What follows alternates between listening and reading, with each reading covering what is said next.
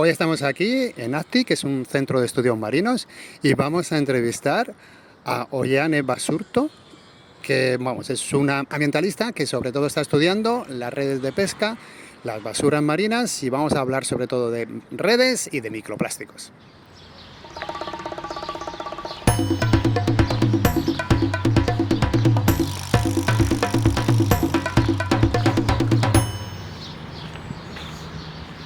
Hola Ollane, muchas gracias por recibirnos aquí en el centro ACTI. Lo primero que te quiero preguntar es qué te llevó a estudiar ciencias ambientales y cuál es tu labor aquí en este centro.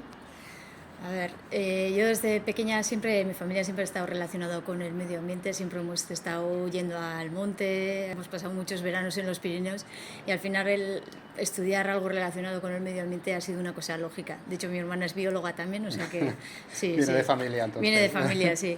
Y luego en Asti yo vine en el 2010 y estoy trabajando en las tecnologías pesqueras, pero me centro más en la descarbonización de las flotas pesqueras y luego por otra parte también en investigación relacionada con las basuras marinas.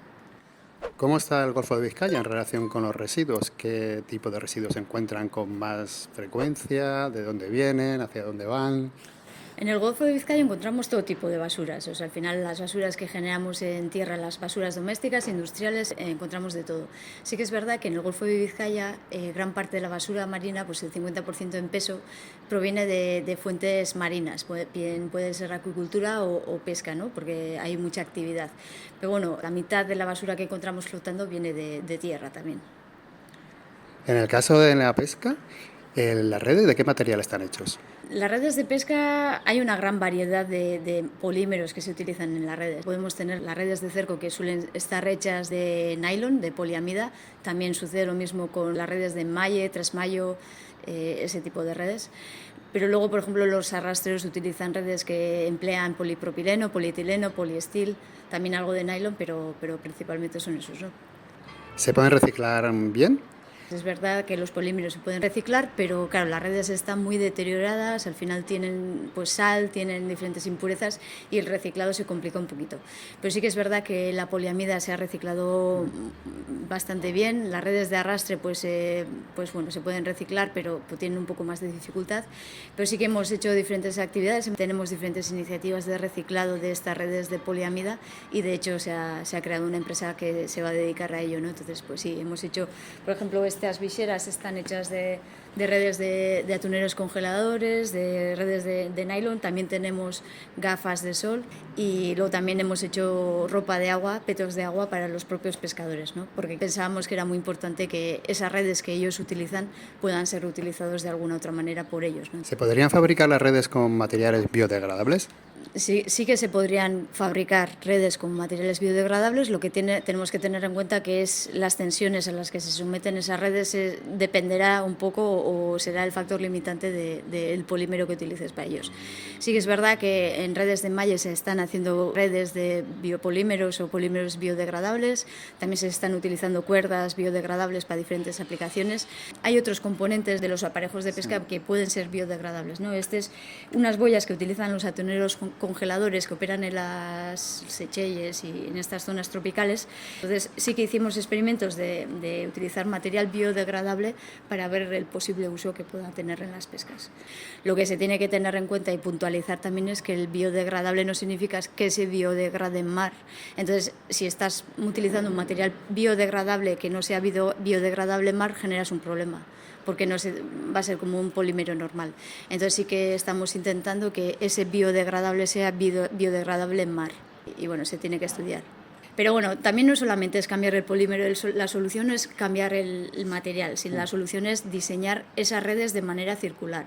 Y es lo que Europa está intentando hacer, lo que nosotros también estamos intentando hacer, pensar un poco en ese diseño de la red. A ver si tiene sentido estos los componentes, a ver si se puede pensar en, una vez que llegan a su final de vida, en que puedan ser reciclados o reutilizados. O sea, al final un poco toda la circularidad. No solamente es cambiar el material, sino pensar todo el concepto. También hay redes que creo que llevan un chip para poder luego identificarlas. Eso es, al final también como parte de ese diseño circular, en el caso de que por mal tiempo o por la razón que sea esa red se pierda, ahora lo que se está intentando desde la comunidad científica y la industria es ponerles unos chips o unos indicativos donde sabes perfectamente dónde se ha perdido esa red. Entonces, una vez al año o lo que sea, puedes ir a buscar esas redes a una ubicación concreta. Y luego también hay países que están introduciendo otro tipo de medidas, como puede ser, si pierdes una red de enmalle, por ejemplo, en Estados Unidos, en Canadá creo que es, no puedas comprar otra red si no la reportas, ¿no? De hecho, tengo esta red, pues la he perdido, pues en esta ubicación es entonces cuando puedas empezar a adquirir otra vez, ¿no? Entonces, bueno, hay un montón de medidas que se están implantando y, bueno, pues en eso estamos.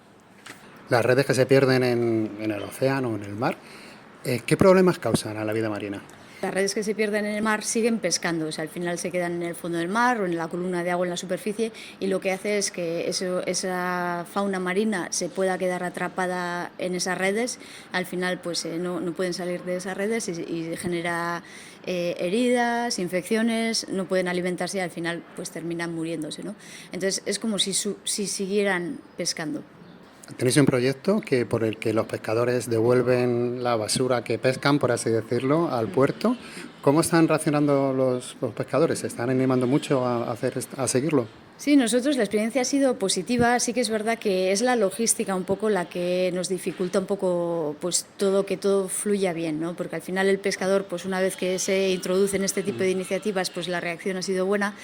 E intentan colaborar, intentan llevar la basura a puerto, pero luego es en puerto lo que cuando entran en juego diferentes agentes, ¿no? Entonces coordinar toda esa logística es la que resulta un poco complicada.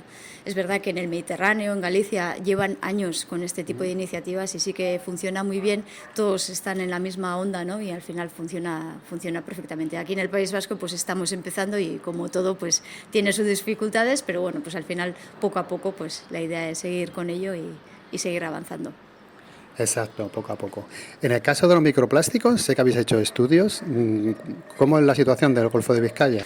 Es una zona donde encontramos pues 750.000 ítems por kilómetro cuadrado, es un dato, pero es muy similar a lo que podemos encontrar en las Baleares, por ejemplo, de máximos similares a las que hay en las Baleares. O sea, el Mediterráneo es un mar semicerrado y también tiene un montón de países con diferentes gestiones de residuos, ¿no? Y entonces pues nos sorprende que hayamos observado concentraciones tan elevadas como podemos tener en otras regiones.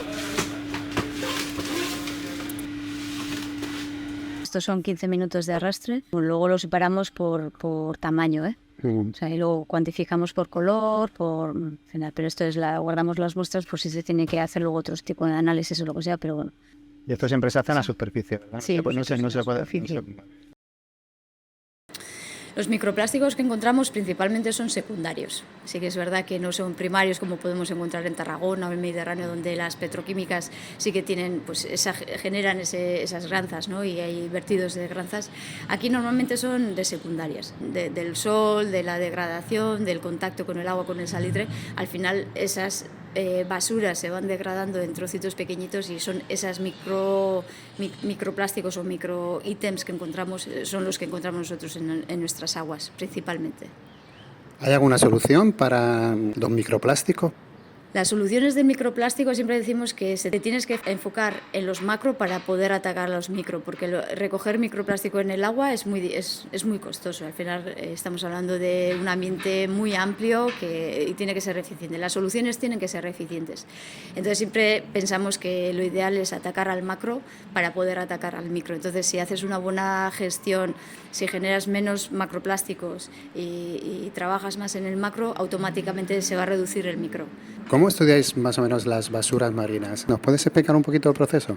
Pues ha sido un proceso muy interesante porque al final sabíamos que aquí los usuarios del mar, los pescadores, siempre hablaban de unos regueros de basura, ¿no? De unas zonas de acumulación, como unos ríos de basura, ¿no?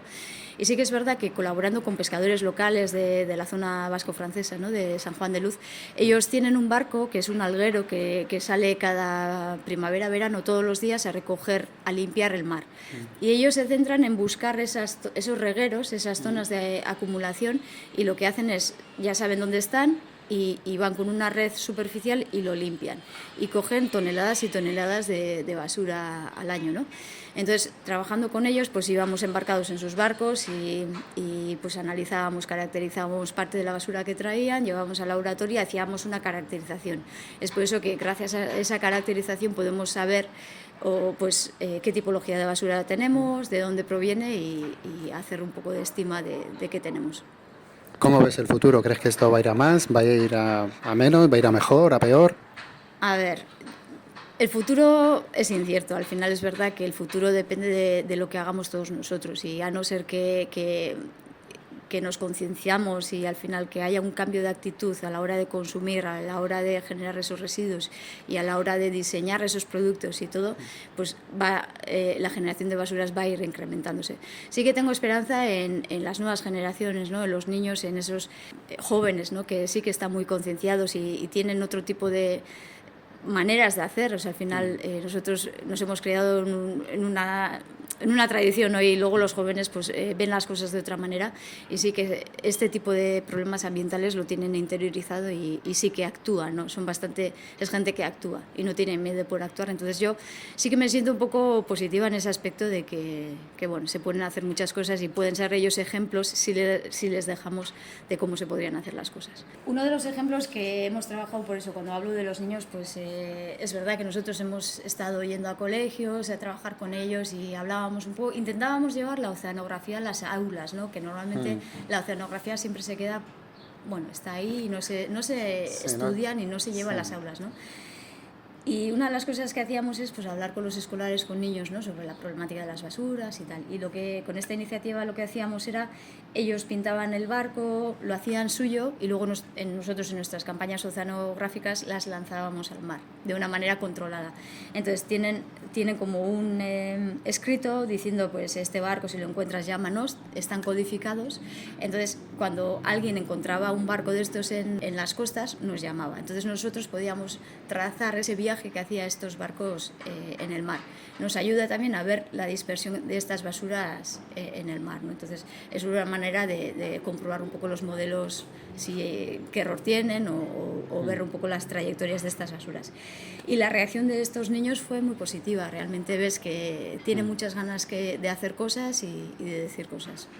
Nosotros cuando hemos estado alguna vez dando charlas en coles, siempre muchas veces están deseando hablar de las cosas que hacen. Sí. Pues yo cuando he encontrado y lo cogí, ¿sabes? Es que muchas veces no se les deja hablar Sí, y no se piensa, no, yo creo que es cultural, ¿eh? O sea, en España y en estas zonas que el niño no sabe y el que sabe es el adulto y es verdad, pero al final se le tiene que... Muchas de los emprendedores que han salido del Ocean Cleanup han sido jóvenes. Lo que pasa es que aquí no tenemos una cultura de emprendimiento joven, ¿no? Al final parece que es el adulto el que sabe, el otro no sabe y ese emprendimiento muchas veces sale de ideas jóvenes y de ideas frescas, ¿no? Exacto. Entonces, pues... No sé.